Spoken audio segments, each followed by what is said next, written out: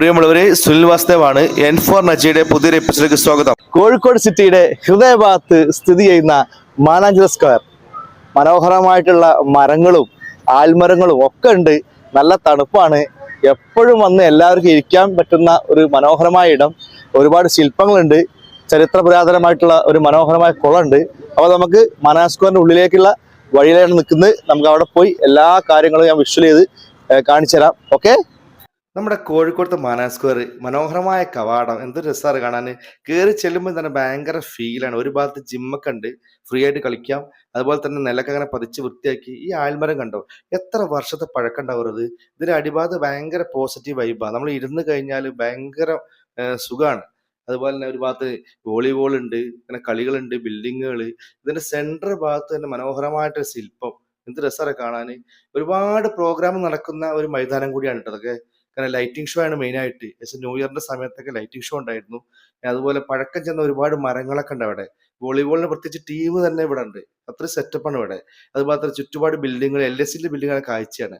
പിന്നെ നിങ്ങൾ കണ്ടോ, ഈ ദിനോസർ ഒരുപാട് വർഷമായി വാ തുറന്ന് നിൽക്കുന്നത്. വാ തുറന്നിങ്ങനെ നിൽക്കുക. ഇതിന്റെ പണി ഇപ്പോഴും പൂർത്തിയായിട്ടില്ല തോന്നുന്നത്. കാരണം ജൂറാസിക് പാർക്ക് സിനിമ ഇറങ്ങിയ കാലഘട്ടം മുതൽ ഇതിവിടെ ഉണ്ട്. പക്ഷെ ഒന്നും ഇപ്പോഴും പൂർത്തിയായിട്ടില്ല വർക്ക്. ഏതായാലും മനോഹരമായതാണ്, ഒരു ഫീലാണ് കാണുമ്പോൾ തന്നെ.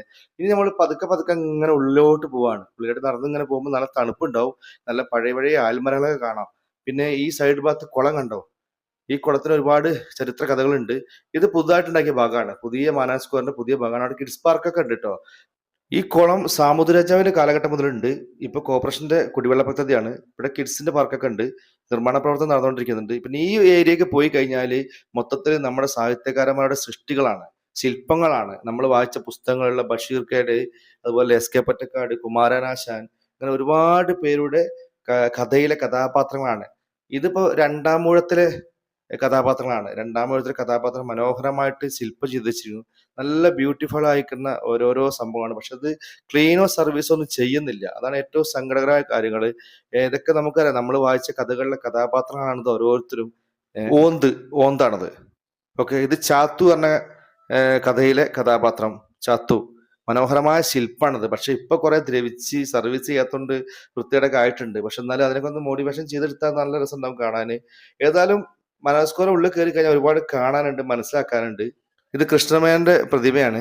ഒക്കെ പ്രതിമയൊക്കെ വൃത്തിയുടെ കുറച്ച് ഭാഗങ്ങളെ പൊട്ടിപ്പോയിട്ടൊക്കെ ഉണ്ട്. ഇത് ഇരിക്കുന്ന സ്ഥലമാണ്. ഒരുപാട് പേർക്ക് ഇരിക്കാൻ, കിടക്കാൻ ഒക്കെ ചെയ്യാൻ നല്ല ഫീലാണ്. നല്ല തണുപ്പാണത്.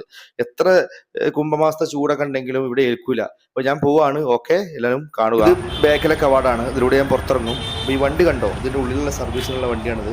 വീഡിയോ ഇഷ്ടമെങ്കിൽ ചാനൽ സബ്സ്ക്രൈബ് ചെയ്യുക. ഓക്കെ.